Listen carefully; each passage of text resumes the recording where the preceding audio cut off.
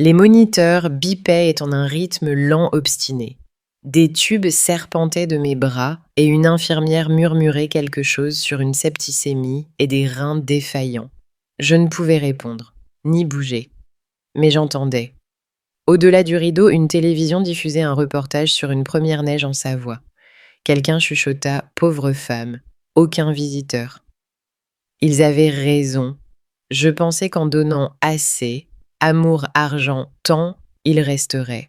Mais Lucien n'était pas venu, pas une fois, ni quand je suis tombée, ni quand l'infection a pris ma jambe, ni quand ils ont traversé les Alpes. Il y a 2 mois, c'était son 18e anniversaire. J'étais dans notre cuisine à Bordeaux, un gâteau d'anniversaire à la main souriant, malgré la douleur. Lucien a fermé les yeux mains jointes comme une prière. Je souhaite que maman parte enfin. La Savoie serait mieux sans elle. Antoine a ri. Eh bien, tu disais qu'elle te freinait toujours. Et Laurence, si gracieuse, si douce, en public a incliné son verre de crément et dit « Il est temps de recommencer juste nous trois. » Je me souviens être restée figée, le glaçage fondant sur le couteau. J'ai pensé à la 2e hypothèque pour le stage de codage de Lucien. Aux heures passées à soigner la mère d'Antoine avant son décès. Tout cela oublié. 1 semaine plus tard encore, en convalescence après l'opération, ils ont vendu la maison. Je ne l'ai pas appris d'eux. Je suis rentrée face à un cadenas sur la porte et un message vocal « Ne le prends pas mal, Jeanne. Le marché est favorable. On part en Savoie pour un nouveau départ. C'est mieux ainsi. » Ils m'ont laissé 1 mois de loyer dans une enveloppe de dons et ont disparu. J'ai passé mes derniers jours dans un petit appartement, au-dessus d'une laverie seule entourée de flacons de pilules et de factures impayées. Quand la fièvre est montée, j'ai saisi la seule chose qui sentait encore la maison, la boîte à recettes de ma mère, et l'ai serrée contre moi. Le monde s'est obscurci, mes poumons ont cessé de lutter. Et puis, j'ai ouvert les yeux. Le soleil filtrait à travers les rideaux, une odeur de pain au raisin flottait depuis la cuisine. C'était à nouveau l'anniversaire de Lucien. Je me suis assise au bord du lit, tombant des nues. La lumière dehors était identique. La brise glissant par la fenêtre entr'ouverte de la cuisine aussi. Même l'odeur, zeste d'orange cannelle levure, était la même. Je suis sortie au salon, comme si je flottais au-dessus. Il y avait le gâteau, les mêmes bougies bleues, et Lucien souriant près de Laurence, pendant qu'Antoine versait du crément de Bordeaux dans des verres dépareillés. Il ne m'avait pas encore. L'espace d'un instant vertigineux, j'ai cru halluciner, coincé dans une boucle de mort, mais Lucien s'est tourné vers moi. Et maman. Enfin réveillée. Il l'a dit avec une fausse sollicitude comme ce jour-là, avant de faire le vœu qui m'a enterrée. Je me suis assise en face d'eux et ai hoché la tête lentement. Je n'ai pas posé de questions. Je n'ai pas supplié. J'ai laissé la journée se dérouler comme dans mon souvenir, jusqu'à ce qu'ils prennent les bougies. Je souhaite que maman disparaisse enfin. Cette famille serait bien meilleure sans elle. Antoine a ri, Laurence a souri, et moi aussi j'ai souri. Je suis d'accord, ai-je dit. Le silence a envahi la pièce. Lucien a levé les yeux surpris. J'appellerai l'avocat de divorce après le petit déjeuner, ai-je ajouté, sirotant mon café. Mais ce sera à mes conditions. Antoine a plissé les yeux. Tu es sérieuse? Absolument. Je me suis levée à essuyer mes mains sur un torchon et les ai regardées dans les yeux. Mais soyez clairs, cette fois, je ne partirai pas sans faire de vagues. Vous regretterez de m'avoir traité comme un objet jetable. Laurence a cligné des yeux déconcertés. Lucien a ricané. Qu'est-ce que ça veut dire? Je n'ai pas répondu. Je suis montée dans ma chambre et ai sorti un carnet du tiroir du bas et l'ai commencé à écrire. Chaque mot qu'ils avaient dit, chaque insulte qu'ils essaieraient de déformer, chaque mensonge qu'ils raconteraient plus tard. Je n'étais pas en colère, pas encore. J'étais éveillée, et pour la première fois depuis des années pleinement présente. Qu'il pense que j'étais fragile, qu'il me sous-estime. Si j'étais invisible avant, cette fois, il se souviendrait de moi. Le cabinet de l'avocat sentait le citron verni et la déception coûteuse. Antoine était assis une cheville croisée sur le genou, dégageant une confiance comme s'il s'agissait d'une réunion de conseil. Laurence n'était pas là. Elle ne faisait jamais le sale boulot. De l'autre côté du bureau en acajou, l'avocat s'éclaircit la gorge et fit glisser un dossier. « Vous trouverez les actifs restants ici, Madame Dubois. » J'ai feuilleté les pages lentement. La maison transférée aux parents d'Antoine il y a 8 mois. Les comptes de retraite liquidés et réinvestis au nom de Laurence. Les placements conjoints retitrés. Ma part 4 500.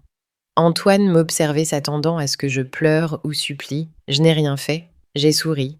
Intéressant, dis-je en prenant une enveloppe dans mon sac. Ce sont des relevés de l'an dernier montrant tous ces comptes encore à nos 2 noms. L'avocat a ajusté ses lunettes. Le sourire d'Antoine a vacillé. Je ne cherche pas à gagner quoi, dis-je. Juste à tout documenter pour référence future. Je suis sûre que le fisc ou les auditeurs seraient bien plus intéressés que moi. Un silence. Antoine s'est agité. L'air s'est refroidi. Il a pris son café soudain moins suffisant. Allons de l'avant. Pas besoin de faire traîner. J'ai signé les papiers, sans crier. Juste de l'encre sur papier. En me levant, j'ai jeté un œil sur le buffet d'angle. Une boîte en velours noir y reposait, celle dont j'avais parlé il y a des années. Je l'ai ouverte. Là était le pendentif en or que j'avais offert à Lucien pour ses 10 ans. Il le portait tous les jours pendant 2 ans, jusqu'à ce que Laurence le convainque que c'était puéril. Je l'avais payé avec l'argent des cours particuliers quand je croyais encore que l'amour passait par le sacrifice. Antoine m'a regardé. Sérieusement, je l'ai pris délicatement. C'était à moi avant d'être à lui. Je reprends ce que j'ai acheté. Il a levé les yeux au ciel. C'est mesquin. Non, dis-je calmement. C'est une preuve. Pensais que je partais les mains vides, mais j'avais repris la première pièce. Le salon vibrait d'une célébration bruyante, celle qui cache le désespoir. Lucienne paradait devant ses amis comme s'il était déjà en route pour une start-up parisienne. Laurence avait sorti des flûtes à crément, même si la moitié de la salle était mineure. Antoine rôdait plus mentor fier que père. « Tu l'as, hein ?» demanda Lucien souriant. « Le billet. » Je l'ai sorti de mon sac lentement. Une enveloppe élégante à bord argenté avec le logo du Chamonix Codelab d'hiver en relief bleu. Un lieu où les fils de PDG construisent leur CV et les filles de diplomates tissent des réseaux durables. J'avais passé 18 mois à réunir l'argent, ménage correction de copies en ligne, vente de bijoux anciens, pour le financer. Lucien l'a arraché avant que je puisse parler. Il l'a brandi comme un trophée. « Je savais qu'elle céderait », lança-t-il en riant. « Mon Dieu, maman, tu rends tout si dramatique. Tu croyais vraiment me faire culpabiliser pour mieux te bêter. » Laurence se pencha vers Antoine. Au moins, elle a fait quelque chose d'utile avant de partir. Ils ont tanké. Je me suis assise et me suis servi une tasse de thé. Ils n'ont pas vu que je n'avais pas souri, ni que mes yeux fixaient le petit papier blanc dans la main de Lucien. Ils ne l'avaient pas regardé de près. Ils ne savaient pas que le papier était plus fin, que le numéro de série manquait, que le code barre était décoratif. Ils ignoraient que j'avais viré 18 000 sur un compte privé et utilisé l'argent pour payer 2 mois de loyer dans un meublé à ce nom, sous un autre nom. Ils ne savaient pas que le vrai billet était entre les mains d'une fille nommée Maïa, dont le père célibataire avait pleuré en le recevant. Lucien s'est tourné vers moi.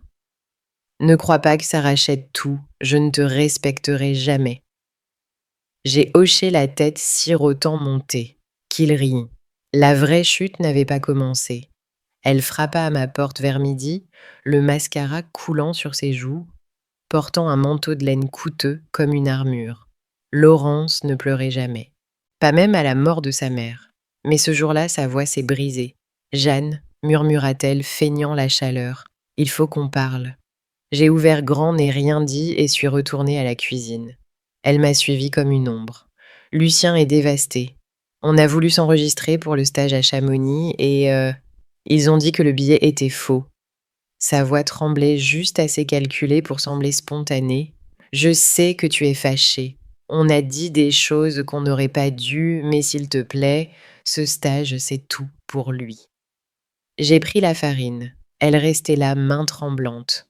Tu étais une si bonne mère. Tu disais toujours qu'il méritait le meilleur. J'ai cassé un œuf. C'est vrai. Et je l'ai donné.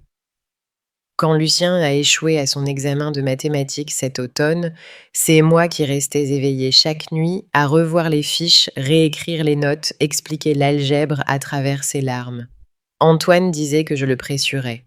Laurence prétendait que je sapais son estime. Quand sa moyenne a chuté, on m'a reproché d'être envahissante. J'ai étalé la pâte lentement, sans faire de vagues. Tu ne comprends pas à quel point ça lui fait mal, murmura-t-elle. J'ai disposé des myrtilles dans le moule saupoudré de cannelle, le préféré de Lucien. Tu penses que je ne voulais pas qu'il y aille, dis-je enfin. Tu crois que je ne l'imaginais pas marcher dans la neige, gardant la tête haute fière de ce qu'on avait bâti? Elle a reniflé. Alors pourquoi? Il m'a fallu 18 mois pour ce billet, dis-je. J'ai fait le ménage, lavé des draps, donné des cours particuliers à des gosses riches qui m'appelaient Madame Personne. J'ai servi à des réceptions où vous, Antoine et toi, étiez invités. Laurence m'a dévisagé abasourdi. Laurence m'a. Et quand ça ne suffisait pas, ai-je continué, j'ai rappelé à quelques épouses que leur mari n'aimerait pas voir certaines affaires arriver aux mauvaises personnes. Elle a reculé d'un pas. J'ai enfourné la tarte aux myrtilles. Avant, je mettais de l'amour dans chaque tarte, dis-je doucement. Maintenant, je savais mieux. Il tambourina à ma porte comme si elle lui devait quelque chose. J'ai ouvert lentement, anticipant la rage. « Tu m'as humiliée !» cracha Lucien, le visage en feu, les mains tremblantes. Ils ont dit que le billet n'était pas valide. J'étais là devant tout le monde, coach, étudiant, donateur, et ils ont ri. Tu m'as fait ça. Derrière lui, Antoine entra la mâchoire serrée. Quelle mère fait une chose pareille? Tu as dépassé les bornes, Jeanne. Je n'ai pas répondu tout de suite. Après tout ce qu'on a fait pour toi, ajouta Antoine avançant. Elle veut ruiner son avenir, notre avenir. C'est là que la police est arrivée. L'officier Renaud s'avança calme mais ferme. Madame, tout va bien. Antoine parla en premier. Cette femme est instable. Elle a donné à notre fils un faux billet d'admission et maintenant il craque. Je regardais l'officier puis la douzaine de locataires observant depuis le trottoir et les balcons. J'ai sorti mon téléphone. Voulez-vous entendre ce qu'il a souhaité pour son anniversaire? Renaud hésita, puis hocha la tête. J'ai pressé. La voix de Lucien résonna. Je souhaite que la famille soit plus simple sans mère. On serait mieux sans elle. Celle d'Antoine suivit. C'est ce qui arrive quand on s'accroche trop longtemps. Et Laurence, elle est déjà à moitié partie de toute façon. La foule se tut. Joséphine, la mère d'Antoine, venait d'arriver, ses yeux s'écarquillèrent. C'est sorti du contexte, dit Antoine, vite la voix vacillante. Un voisin intervint. Le contexte ne change rien à ça. Une autre ajouta. Je l'ai vu porter des sacs seul avec une canne pendant qu'il passait en voiture. Elle l'a élevé seule, murmura quelqu'un. Voilà ce qu'elle récolte. Les poings de Lucien se serrèrent. Je ne dois rien à personne. Elle était toujours gênante. J'en ai fini. Mais personne ne me regardait comme si j'étais la gêne. Ils les regardaient, eux. Leur masque glissa. Et tous virent ce que j'avais enduré. Le lendemain, il était là devant l'immeuble. Cheveux ébouriffés, capuche baissée main jointe comme un enfant trop grondé. « Maman », lança-t-il en me voyant. « S'il te plaît, je ne le pensais pas. Rien de tout ça. J'étais en colère, stupide. J'ai besoin de toi. » Je n'ai pas arrêté de marcher. Le jour suivant, il apporta des pivets roses comme celles du jardin d'avant. Il les tendit comme un traité de paix, mais je ne voyais qu'un enfant tentant de colmater une digue brisée avec des pétales. Je n'ai rien dit. Le troisième jour, il s'effondra dans l'escalier. Les voisins l'enjambaient tandis qu'il sanglotait dans ses genoux. « Tu m'as élevé », pleura-t-il. « C'est toi qui me lisais des histoires qui veillaient quand j'étais malade. S'il te plaît, je m'en souviens maintenant, je le jure. » Mais mes valises étaient prêtes. 2 grandes, un petit sac à dos et la boîte à de recettes de ma mère enveloppée dans une écharpe. Toutes tenaient dans le coffre d'un taxi. Je n'ai laissé aucune lettre. Juste envoyé une copie certifiée du jugement de divorce au bureau d'Antoine sans adresse de retour. Avant de partir, j'ai marché jusqu'au centre de dons. Une file attendait tenant des manteaux usés, des poussettes fatiguées, des livres jaunis. Au comptoir, j'ai posé une petite boîte blanche. À l'intérieur, le pendentif en or, celui de Lucien autrefois. « Vous voulez un reçu ?» demanda l'employé. « Non, dis-je. Ce chapitre est clos. Je suis sortie dans le froid, celui qui pique mes réveils. Je n'ai pas regardé en arrière. La ville que j'avais connue n'était plus mienne, et j'étais enfin en paix avec ça. Je n'étais pas juste finie d'être sa mère. J'étais finie d'être leur mémoire. La maisonnette à Mérignac était modeste, 2 pièces et un jardin de menthe sauvage. Mais elle était mienne. Dans un quartier tranquille où les enfants jouaient encore sur les voisins et les trottoirs apportaient des tartes sans raison, le rire des enfants dehors sonnait comme une mélodie. Jade était la fille de mon propriétaire Mathieu. 14 ans, vive, têtue, délicieusement imparfaite. Elle posait des questions sincères, détestait les maths, mais adorait les énigmes. Quand je lui ai proposé de l'aider pour le baccalauréat, elle a froncé le nez. « C'est pas dans une éternité. Le temps file vite, dis-je. Et les rêves aussi. » Elle n'a pas ri. Elle a hoché et est arrivée le lendemain matin avec un cahier et une barre de granola entamée. En quelques semaines, nous avions un rythme. Études de 16h à 18h. Puis elle m'aidait à tailler le jardin envahi, parlant de tout, sauf du bac, sa mère décédée quand elle avait 8 ans, le garçon qui disait que les filles ne pouvaient pas programmer ses mains tremblantes en public. Elle me rappelait Lucien, avant l'orgueil, avant la cruauté. Et moi, si quelqu'un m'avait dit que j'avais le droit de vouloir pour moi. Un après-midi, elle déboula essoufflée. Ils m'ont choisi. Je suis en finale du concours scientifique régional. Je souris sincère. Je te l'avais dit. Elle me tendit une feuille. J'ai lu la liste. Là, en police arrogante, Lucien Dubois, représentant du lycée Montaigne. Le nom fit moins mal que prévu. Jade remarqua mon silence. Ça va. Juste un fantôme, dis-je lui rendant la feuille. On se concentre sur ton travail. Elle se pencha yeux grands. Il est super intelligent, non? J'ai secoué la tête. Il est bruyant. Toi, tu es ession centré. Ne t'occupe pas de sa course. J'ai posé le plan d'études et souri. Qu'ils courent leur course. Nous, on fait notre prochain pas. Les nouvelles arrivèrent tirées par SMS, puis un autre, puis un troisième. Lucien s'est figé sur scène. N'a pas fini l'exercice. Quelqu'un a dit qu'il a pleuré dans le couloir après.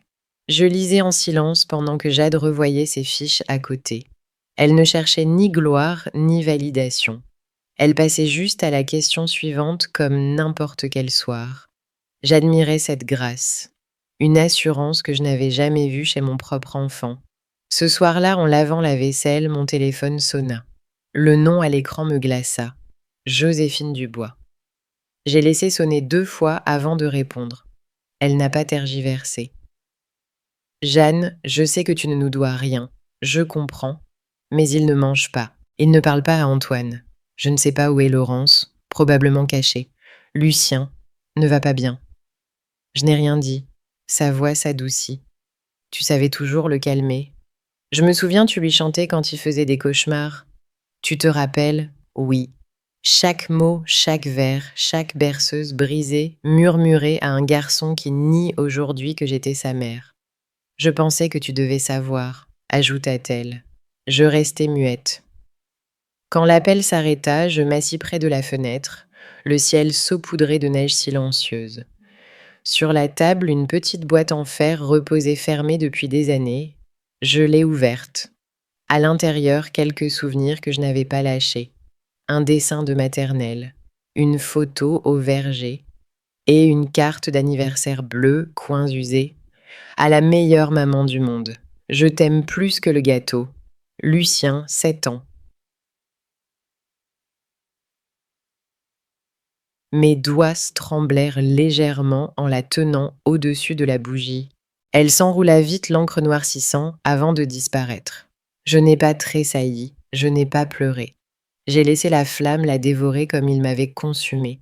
La brise de l'océan à Biarritz était douce, salée, tirant sur mon chapeau de soleil pendant qu'on attendait le dessert. Mon mari Marc parlait phare à notre fille, sa dernière obsession, et j'écoutais regardant la mer scintiller, comme si elle nous faisait un clin d'œil. Nous étions en vacances, une pause entre les visites d'université de Jade. Elle voulait étudier les sciences de l'environnement. Je ne l'avais jamais entendue si vivante, parlant de restauration des coraux et de capteurs de microplastiques. Sa voix brillait comme les vagues. Le serveur s'approcha un plateau en main. « Votre confit de canard, madame, dit-il. J'ai levé les yeux, et un instant, le temps s'est replié. Lucien, plus mince. Épaules voûtées ternes comme si quelque chose en lui s'était éteint. Il m'a vu. C'est figé. Ses lèvres s'entr'ouvrirent, mais aucun son. Puis sans un mot, il pivota vers la cuisine, le plateau tremblant. Jade haussa un sourcil. C'était bizarre. Tu le connais. J'ai siroté mon thé et souri doucement. Juste quelqu'un qui est passé dans ma vie. Elle cligna, hocha la tête, sentant que je n'en dirais pas plus. Ce soir-là, sur le balcon de l'hôtel, pendant que Jade dormait et Marc somnolait avec un livre ouvert, j'ouvris mon ordinateur. Pendant des mois, je n'avais pas su comment finir mon manuscrit. Mais je savais maintenant. J'écrivis l'instant où vous choisissez de recommencer est le bon. Peu importe qui vous a lâché en premier ou combien de fois on vous a fait sentir jetable. Ce qui compte, c'est que vous avez cessé d'avoir besoin de leur permission pour être entière. J'ai sauvegardé. Pour la première fois, je ne courais pas après l'amour, ni ne prouvais rien. Je vivais. Lucien avait vendu ma maison alors que j'étais à l'hôpital du CHU de Bordeaux, pensant que je ne me réveillerais jamais. Mais je l'ai fait. Ils ont vendu ma maison quand je mourrais, mais j'ai vendu le passé et bâti un avenir qu'on ne me volera plus.